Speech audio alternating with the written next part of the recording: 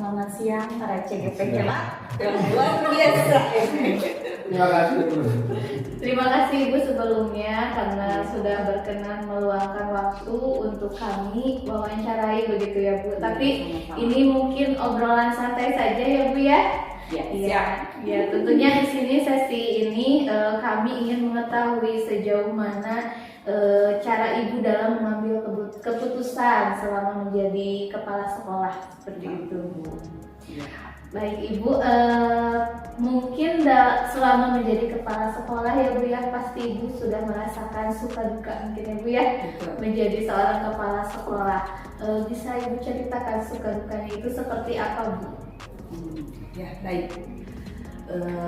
Selama saya menjabat menjadi kepala sekolah ya, di sini dihadapkan mungkin dengan satu permasalahan yang besar gitu kan menurut saya. Tapi kan permasalahan besar menurut saya belum tentu besar juga menurut orang lain gitu kan. Tergantung sudut pandangnya gitu kan.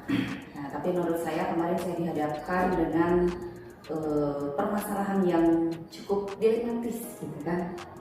Di satu sisi saya harus membela gitu kan, harus membela beliau karena beliau mau seperti apapun itu tetap ada di bawah tanggung jawab saya sebagai kepala sekolah gitu kan. Di sisi lain saya melihat orang tua siswa gitu kan, orang tua siswa, kemudian para siswanya juga, saya nggak mau sampai siswa terlantar seperti itu gitu kan. Nah, di sana kan memerlukan apa ya? Keputusan yang tepat lah.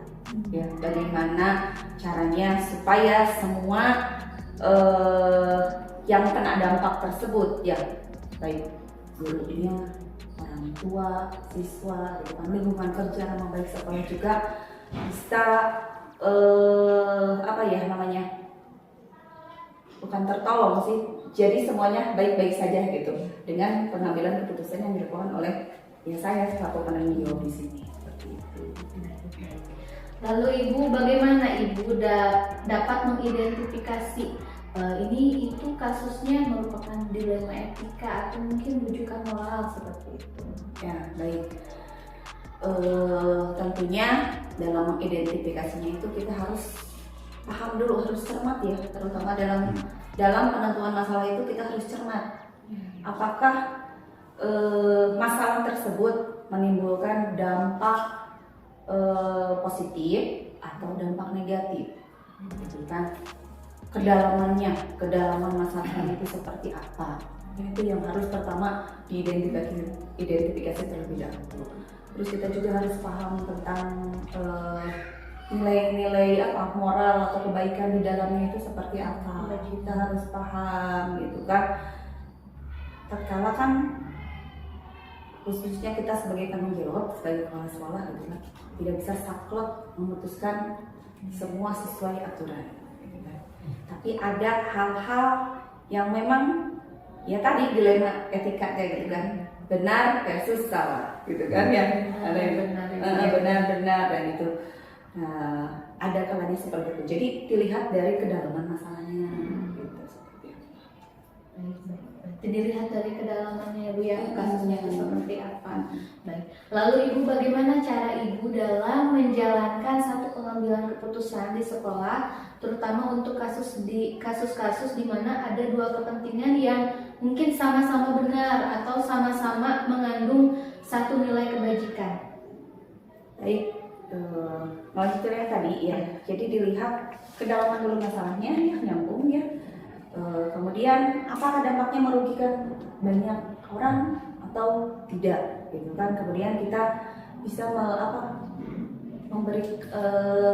meminta pendapat dulu dari orang lain, kita orang terdekat, lingkungan kerja.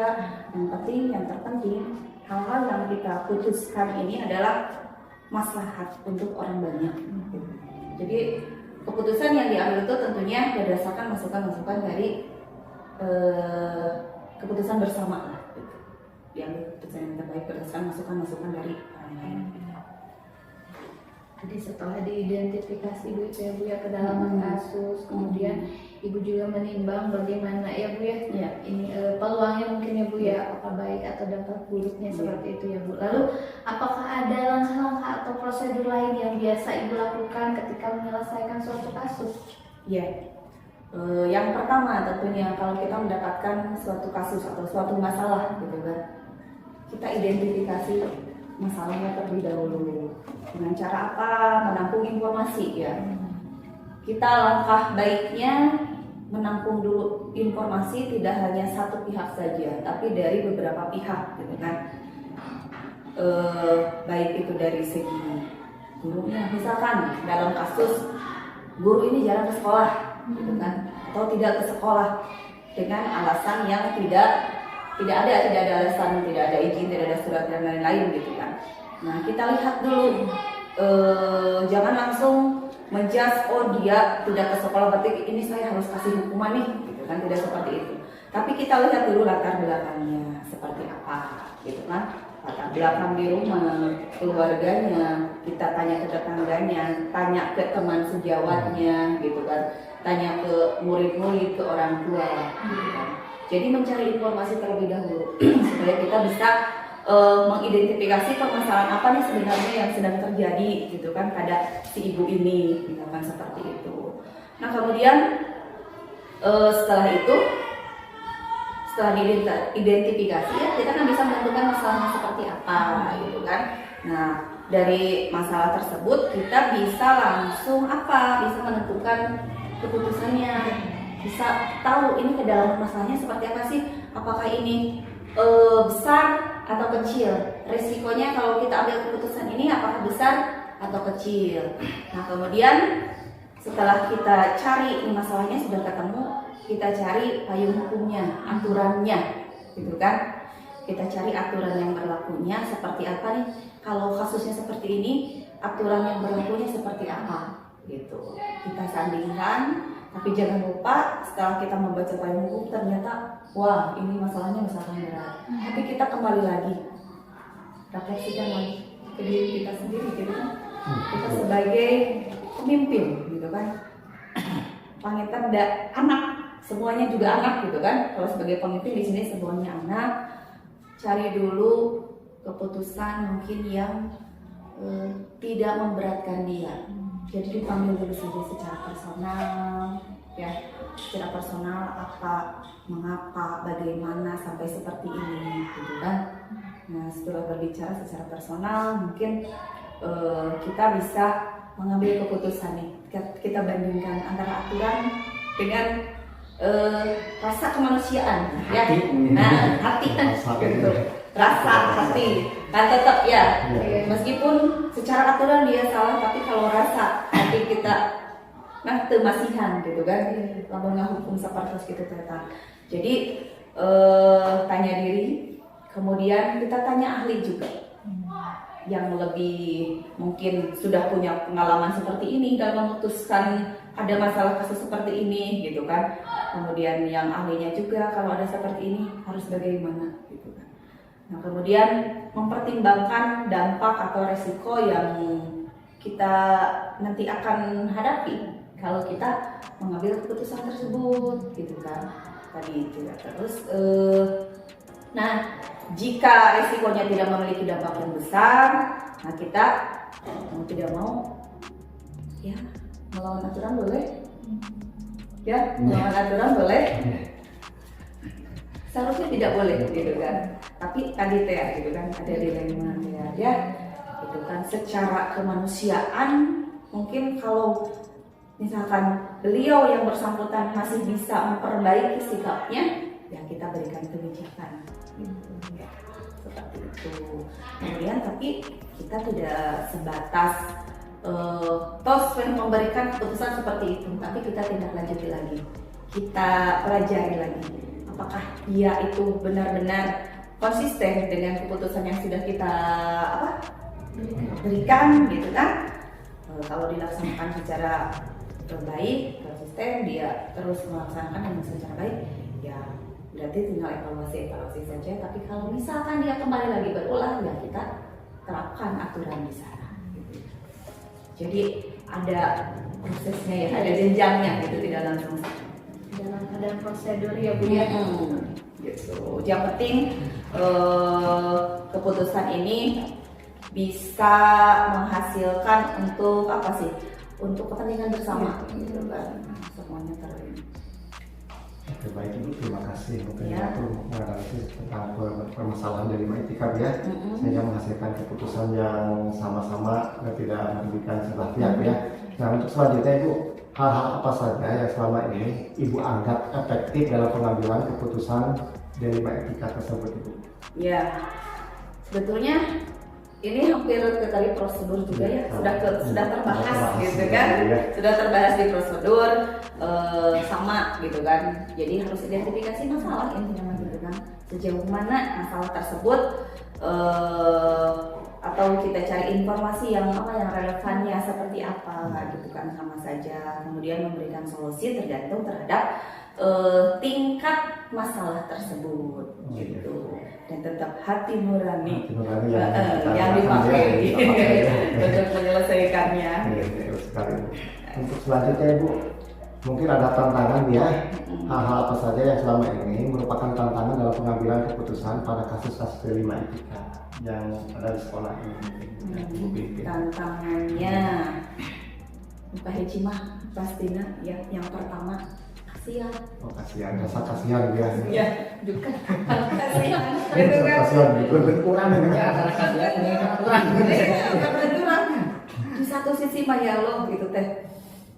Udah kasihannya lihat orangnya gitu kan. Ya, lihat orangnya lamun sudah ada emang warugana gitu kan. Enggak waruga kasihan, tapi kenapa sih kelakuannya seperti itu gitu kan.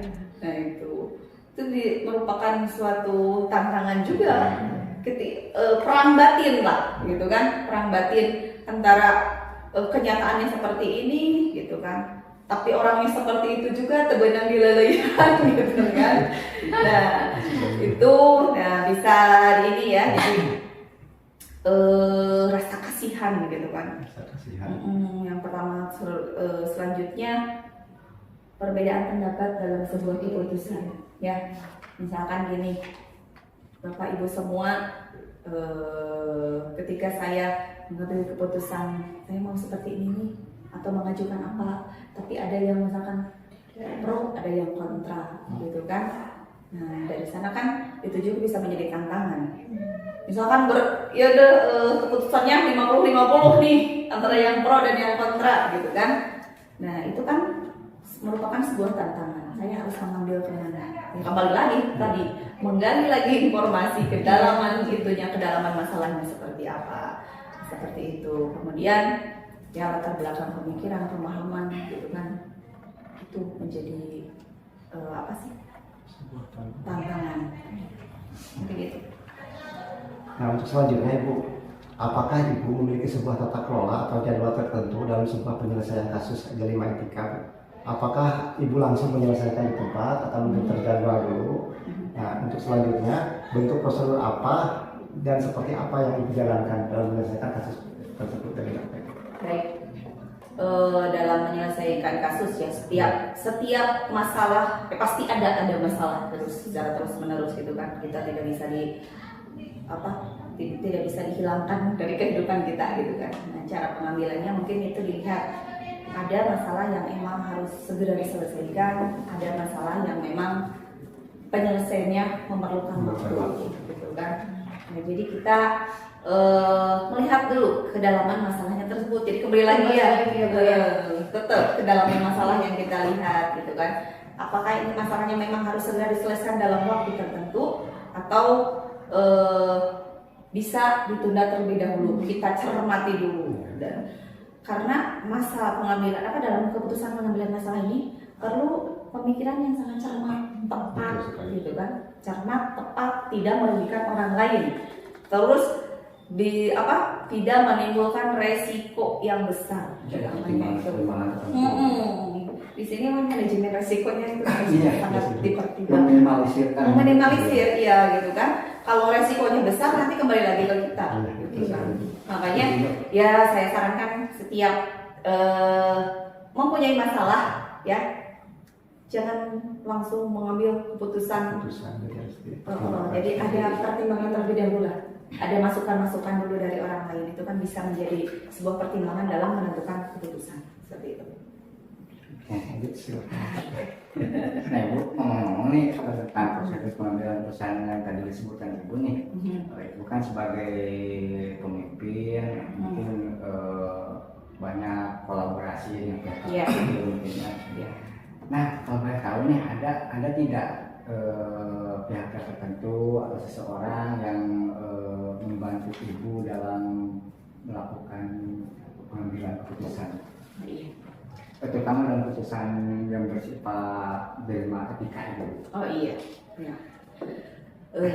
Tentunya di dalam pengambilan sebuah keputusan ini, gitu kan, ada sosok, gitu kan, ada sosok yang bisa kita kolaborasi, bisa kita konsultasi, mungkin ya, konsultasi, gitu kan.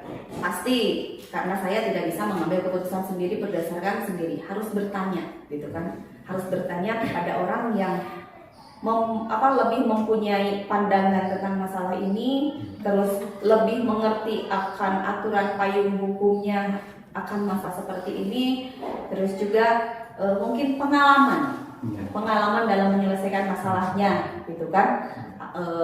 Nah, jika kita bertanya kepada sosok figur seperti ini, insya Allah keputusan yang kita ambil nantinya akan maslahat untuk orang banyak.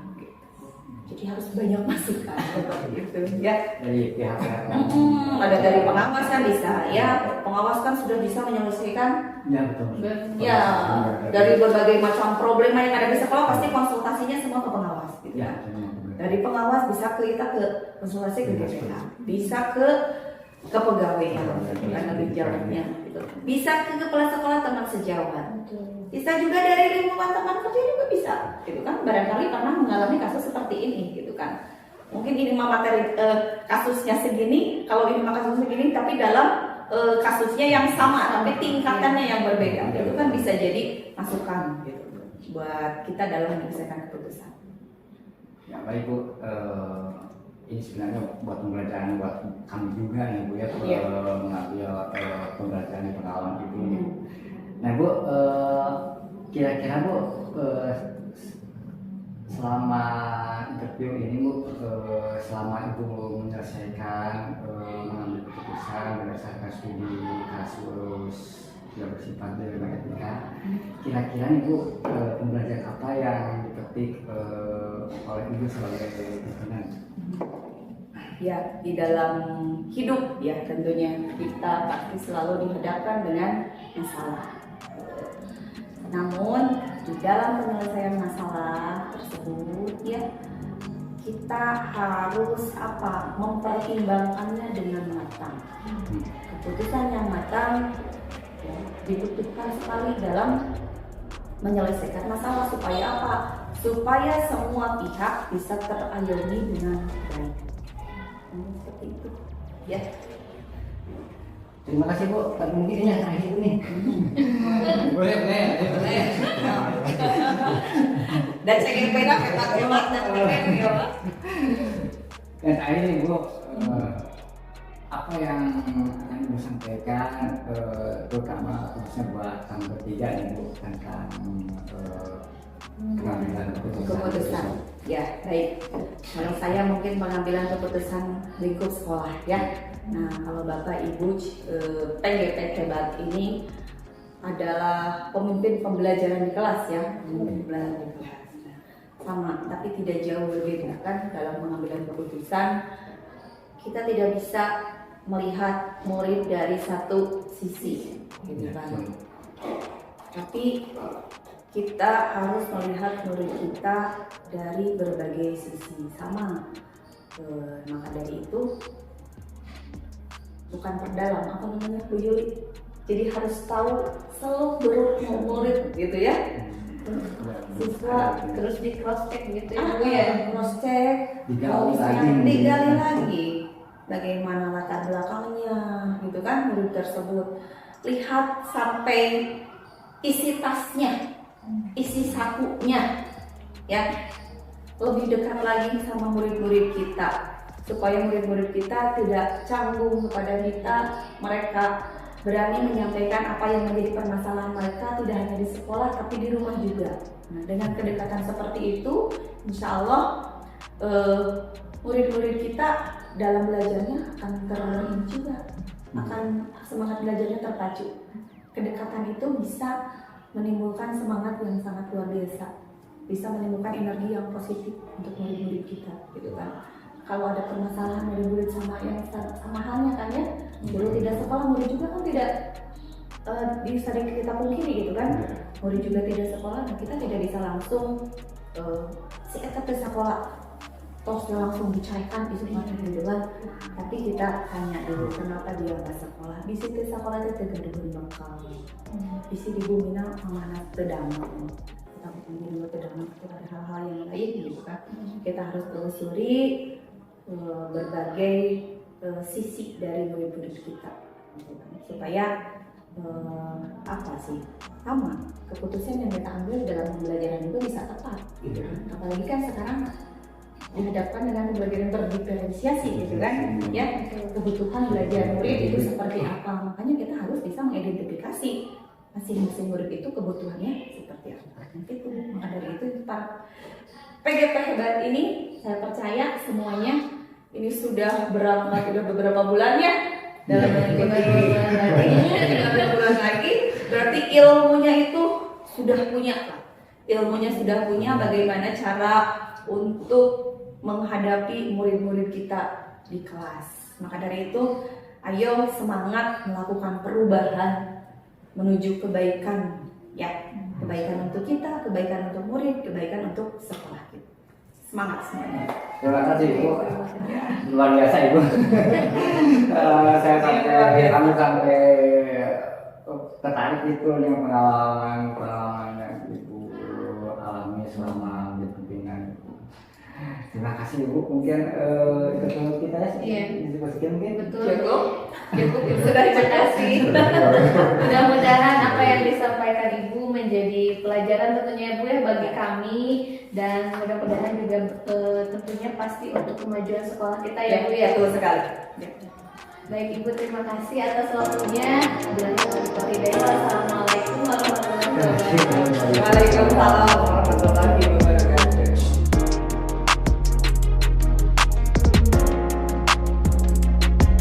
Assalamualaikum warahmatullahi wabarakatuh. Waalaikumsalam warahmatullahi wabarakatuh. Baik, selamat siang Pak Budi. Selamat siang Bu Yuli, gimana? Ada yang bisa saya bantu ini? Ya, alhamdulillah ya Pak. Sekarang mah ada waktu begitu ya Pak. Sangat sibuk sekali ya Pak ya. Alhamdulillah. Terima kasih sudah menyempatkan waktunya untuk saya Pak. Ya.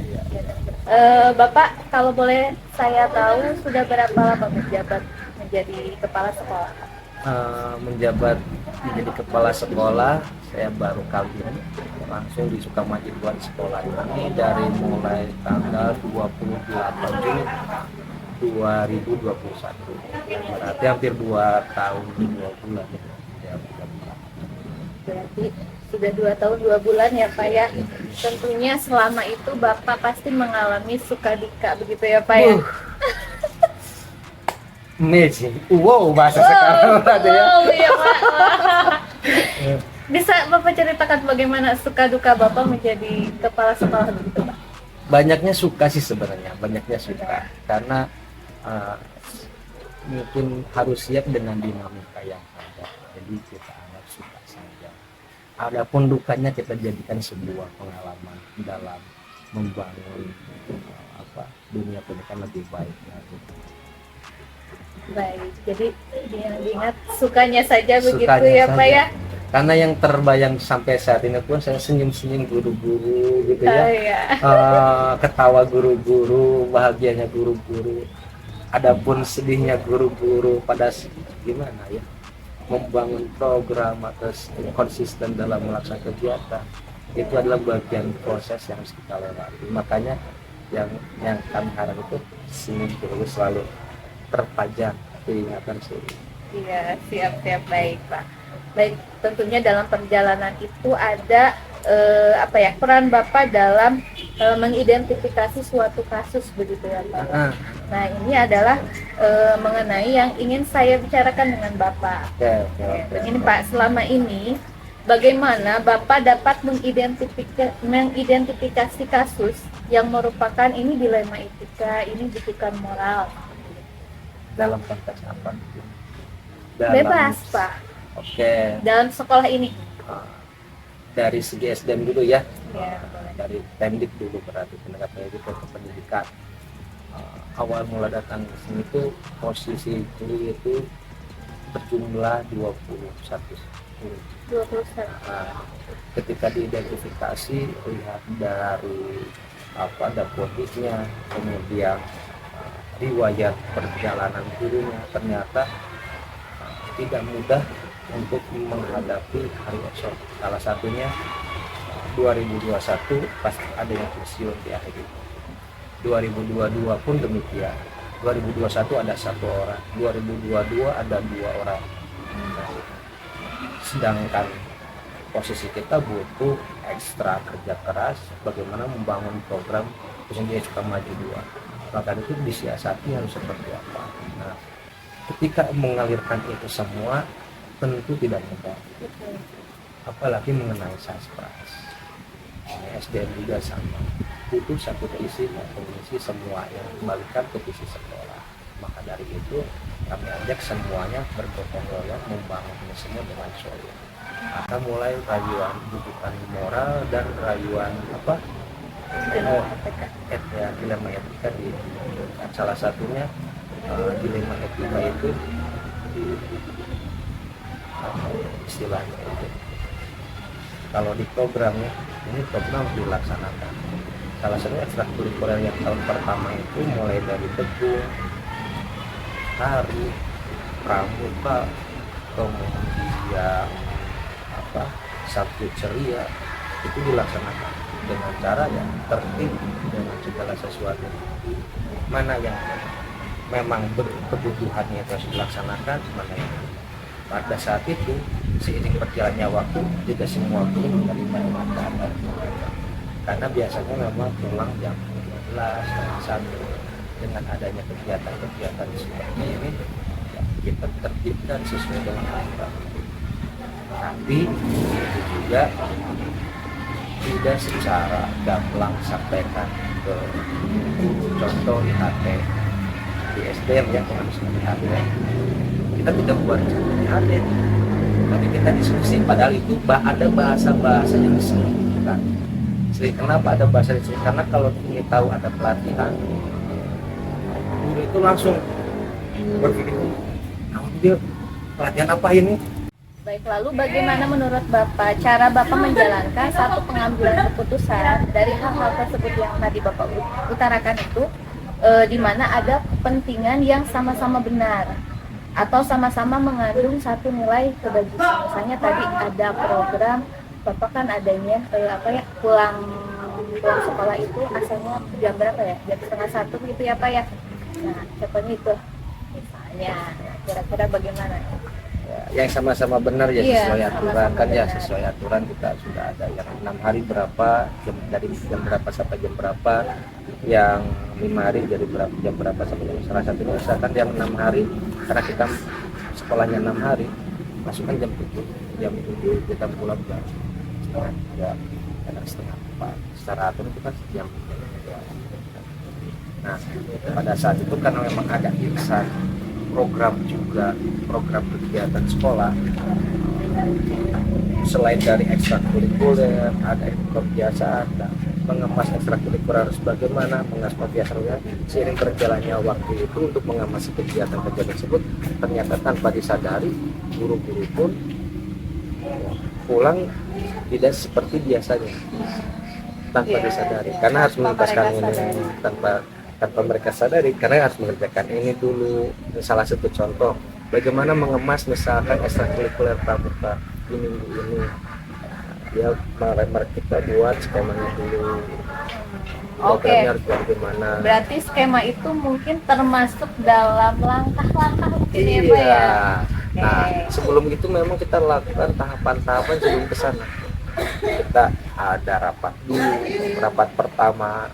Ketika rapat pertama penyampaian program tersebut ditindaklanjuti rapat kedua, karena di program tersebut dibuat timnya juga, di SKA juga. Kemudian nanti ada rapat ketiga itu sebelum rapat ketiga itu ada konfirmasi dengan kepala sekolah seperti apa program yang dijalankan, apakah sesuai dengan targetan, yaitu visi misi atau kurang, apa perlu ditambah atau dikurangi, kebanyakan perlu ditambah. Ketika ditambah direvisi masuk rapat ketiga dan disosialisasikan. Baru di sana teman-teman buat dengan desain secara tinggi. Baik, berarti itu merupakan langkah-langkah atau prosedur Bapak dalam mengambil suatu keputusan. Lalu kira-kira Pak, dari langkah-langkah tersebut mana sih yang menurut Bapak itu ada yang paling efektif mungkin yang dilakukan? Ya, yang paling efektif yang saya rasakan awal apapun itu kita melakukan melalui musyawarah dulu melalui rapat, ambil dalam rapat tersebut gaungkan apa yang menjadi diinginkan, kemudian ambil jalan tengahnya, sesudah itu baru kita ketemu. Itu rapat pertama. Rapat kedua kita sudah terbangun itu ada beberapa langkah-langkah kan. Rapat itu yang pertama itu ketika ada gaungkan ACC, dari ACC tersebut yang kedua tadi, kemudian konfirmasi dulu, baru yang ketiga sosialisasi ke guru. Nah, ada rapat kedua lagi dengan siapa? Ternyata guru pun butuh untuk diperkuat penajaman. Ke siapa? Sosialisasikan ke orang tua. Itu rapat kedua di eksternal. Itu sesuai dengan rapat kedua. Bahkan ketika sebelum rapat kedua kami dengan komite. Jadi langkah-langkah itu paling efektif adalah musyawarah mufakat. Ketika musyawarah mufakat tinggi, baru kita eksekusi dan sosialisasikan ke orang tua dan ke siswa. Bahkan ketika mengambil rapat musyawarah mufakat itu justru dinamikanya di sana. Tantangan berarti Pak ya? Karena di sana ide gagasan muncul semua. Ide gagasan muncul semua. Bagaimana meramukan semua jalan baru. Sekarang sudah ada jalan mengambil, baru kita eksekusi sebagai orang tua. Dan di sana kita pantau per 3 bulan. Lalu Pak, selain itu kan tadi langkah-langkah efektif gitu ya. Tadi ada juga salah satu dinamika begitu ya. Ada tantangan-tantangan lain nggak Pak yang Bapak alami begitu? Untuk proses ya. Iya. Saya bicara tadi proses. Sekarang di pelaksanaan. Ini sudah kita pelaksanaan. Di pelaksanaan itu sudah semua murid. Nah, yang harus dievaluasi, yang harus ketat itu adalah di pelaksanaan ternyata.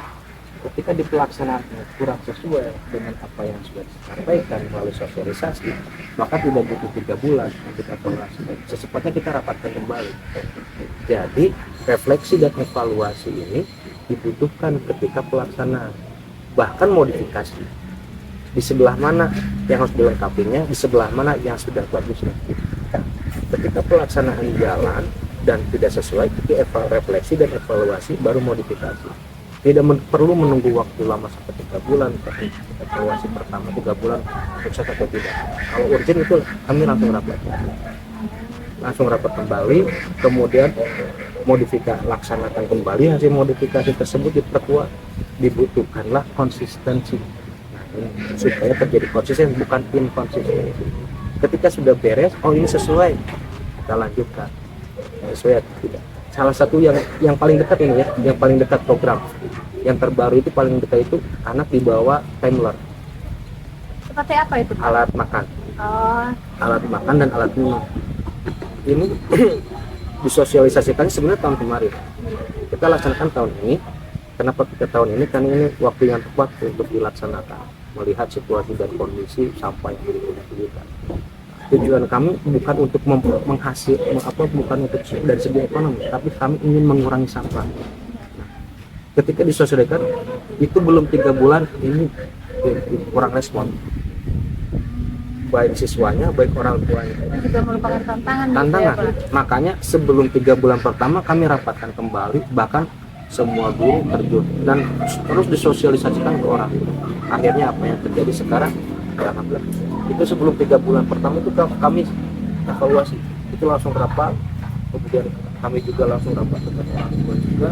Sudah itu kita cek ternyata sudah salah, bahkan sosialisasi itu harus digaungkan juga, tapi sosialisasi harus hasil berdasarkan rapat, dan dinamika ketika rapat itu masih ada ini karena ada gagasan yang letaknya di kelemahannya di mana ya, apakah di sosialisasi, apakah karena orang tua karena siswa memang faktornya atau ada pengabaian dari sekolah sosialisasi atau tidak kurang ketatnya pengawasan gurunya.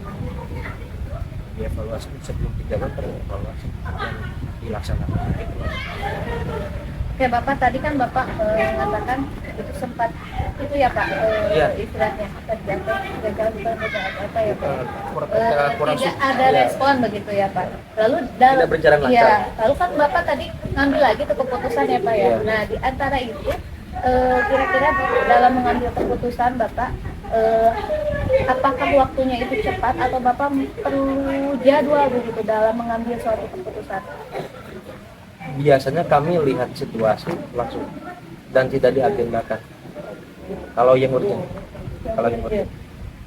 termasuk timeline, termasuk ngaji juga sama. Itu ngaji juga pas awal-awal karena sastra juga yang kurang hafal atau kurang tersebut kita eksekusi. Dan itu semua rapat, bahkan manfaatnya hari Seminggu sebelum sudah upacara kita kalau ada saya langsung Ya, begitu ya Pak. Lalu tidak tadi menunggu jadwal, tidak menunggu Tidak jadwal, menunggu. situasional mungkin ya, Pak? situasional dan seringnya kita rapat setelah pulang sekolah. Ini kita rapat pulang sekolah. Lalu apakah ada seseorang atau mungkin faktor yang selama ini dapat mempermudah dan membantu Bapak dalam mengambil keputusan? Nah ini Apa saja nih Pak? adalah kesolidan guru semua. Saya selalu menekankan ke guru, mari kita untuk dewasa untuk berpikir, dewasa untuk bertindak, dan dewasa untuk berusaha.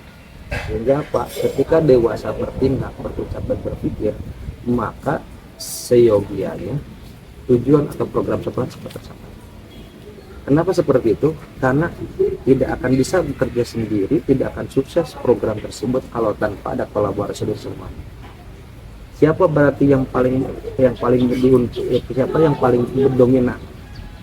Guru, komite, orang tua, dan siswa. Baik Pak, dari semua yang sudah Bapak pengalaman Bapak itu ya pastinya selalu ada pelajaran yang dapat kita ambil begitu ya Pak. Kira-kira nih menurut Bapak pelajaran apa yang bisa Bapak ambil dalam pengalaman Bapak mengambil suatu keputusan? Pelajaran yang bisa kami ambil selaku pimpinan dalam mengambil keputusan adalah ketika ada ide gagasan dan dinyatakan benar adanya sesuai aturan, sesuai dalil dan sesuai kebutuhan, maka mulai komunikasikan dan berani untuk mempresentasikan. Bahkan bila perlu dan harus bahkan turun tangan.